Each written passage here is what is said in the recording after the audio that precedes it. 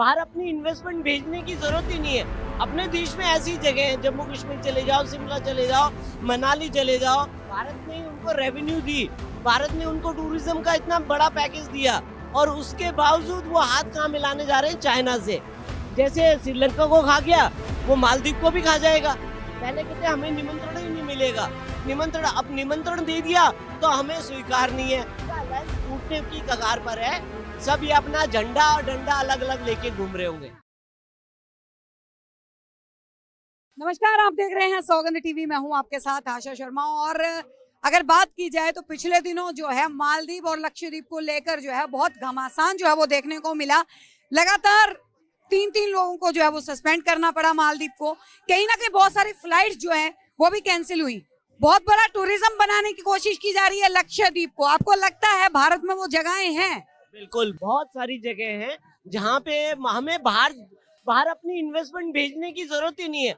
अपने देश में ऐसी जगह हैं, जम्मू कश्मीर चले जाओ, शिमला चले जाओ, मनाली चले जाओ। आपका लक्षद्वीप, अभी मोदी जी ने और सर्च मार दिया तो लक्षद्वीप में मोदी जी ने खुद दिखा दिया कि कितना हम मालदीव को दे रहे हैं अपना पैसा। मालदीव से हटा करके हम अपने देश में लगाए ना, तो हमारे देश का विकास होगा। हमें अपने देश का विकास करना है, ना कि बाहर के देशों का विकास करना है। तो हमें अपने देश के बारे में सोचना है। अभी देखिए कच्छ में मोदी जी ने सारे गुजरात समिट कर दिया है, यूए को बुला दिया, यूए से पैसे लगवा रहे हैं। जो वेस्ट लैंड थी वो कच्छ वाली, उसको बेस्ट लैंड बना दिया मोदी जी ने। तो देखिए ऊर्जा का स्रोत पैदा कर दिया एक तरह का। तो आप अपने आप में भी ऊर्जा। अगर मैं यहाँ पे बीच में आपको रोक लूं, किसी के निजी विचार जो हैं, निजी विचार, हम अपने निजी विचारों को किसी के आगे प्रस्तुत करते हैं। मालदीव के तीनों उन अधिकारियों ने जो है अपने निजी विचार प्रस्तुत किए। इतना घमासान जो है वो भारत के अंदर क्यों देखिए वो इसलिए है कि मालदीव के जो प्रमुख हैं, राष्ट्रपति या प्रधानमंत्री जो भी है, वो सीधा चाइना पहुंच जाते हैं, बनते ही चाइना पहुंच जाते हैं। तो इनमें देखा जाती है कि भारत ने उनको रेवेन्यू दी, भारत ने उनको टूरिज्म का इतना बड़ा पैकेज दिया और उसके बावजूद वो हाथ कहाँ मिलाने जा रहे हैं? चाइना से। चाइना क्या है, हमेशा अपनी विस्तारवादी नीति को लाना चाहता है। जैसे श्रीलंका को खा गया, वो मालदीव को भी खा जाएगा, देता रहेगा लोन और आपको कब्जा कर लेगा आपकी जमीन पे। तो ये चाइना की पॉलिसी है और अभी मालदीव को समझ में नहीं आ रहा। जिस दिन समझ में आ जाएगा ना, उस दिन बहुत देर हो। राम मंदिर को लेके चार शंकराचार्यों का विरोध, उसको तो कैसे दे? देखिए 2 शंकराचार्यों ने विरोध करा है, बाकी सारे शंकराचार्य राम मंदिर के उसमें आते हैं। विरोध भी नहीं है उन लोगों का भी कहना था कि जो वो है वो शंकराचार्य अभी अधूरा है। मंदिर अधूरा क्या मैम, उसके तल बनने हैं ना, तो पूरा तल तो वो हो गया ना। प्रथम तल तैयार हो चुका है, तो प्रथम तल तैयार हो चुका तो स्थापना तो होनी चाहिए। तो अब क्या करें कि वहीं पे रहने दें, जिस तरह से रामलला पहले थे वैसे ही रहने दें। प्राण प्रतिष्ठा करनी पड़ेगी और जब डाले जाएंगे तभी उसकी पूजा स्थापना होए करती है।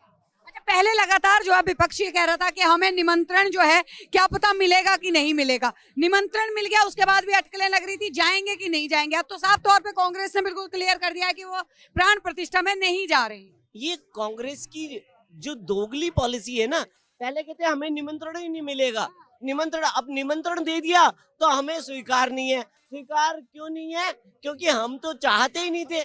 हम तो कहते थे कि राम का अस्तित्व नहीं है। अब वो अस्तित्व पता नहीं अचानक कैसे आ गया उन्हें। फिर कहते हैं हम अब जाने ही नहीं है हमें, क्योंकि उन्हें क्या लगता है वो ये बीजेपी और आरएसएस का प्रोग्राम तो नहीं है। यही बोला। हाँ, वो राम तीर्थ ट्रस्ट का प्रोग्राम है।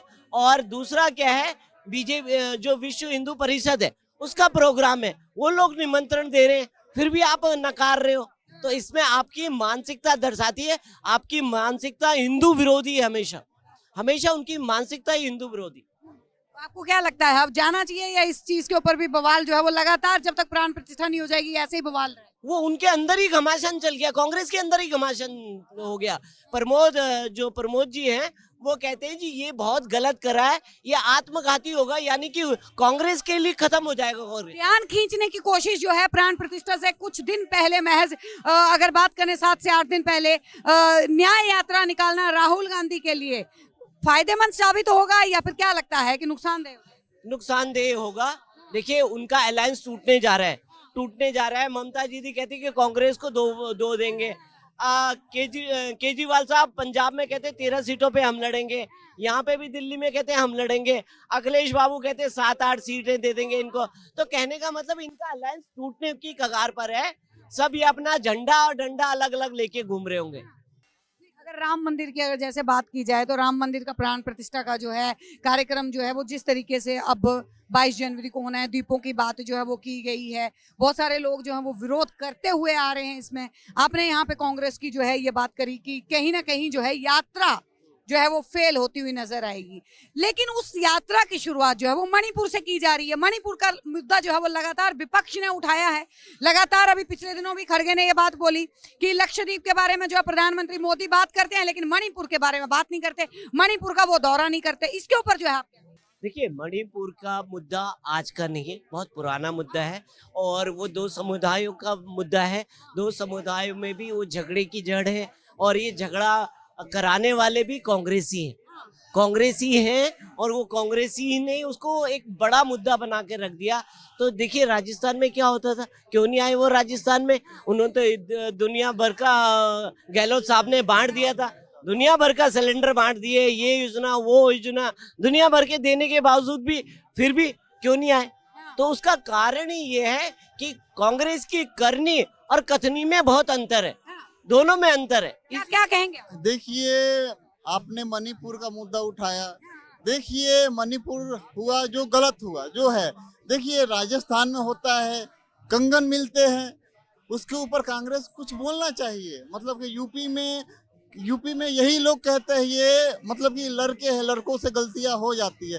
कोई पार्टी हो, बीजेपी हो, कांग्रेस हो, किसी पार्टी का हो, मतलब कि गलत है, उसका बहिष्कार होना चाहिए। और मेरी अपनी राय है, ये जो भी है, जब आप प्रधानमंत्री ने मणिपुर पे दिया था, विपक्ष ने बाइकआउट कर लिया था, सुनना चाहिए था ये प्रधानमंत्री बोल क्या रहे हैं, कम से कम सुनना चाहिए था। मेरा अपना मत। आपको लगता है कि प्रधानमंत्री ने जो बोला वो सुना ही नहीं?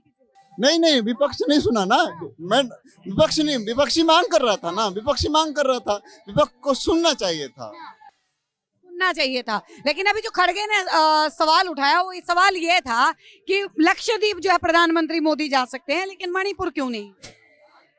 देखिए मतलब कि लक्षद्वीप प्रधानमंत्री जा सकते हैं, मणिपुर क्यों नहीं जा सकते हैं? आप लोग गए थे ना, आप लोग गए थे, तो मतलब प्रधानमंत्री को जाने की क्या जरूरत है? प्रधानमंत्री का फर्ज बनता है, देश के मुखिया है, प्रमुख है। देखिए ये अमित शाह गए थे, अमित शाह गए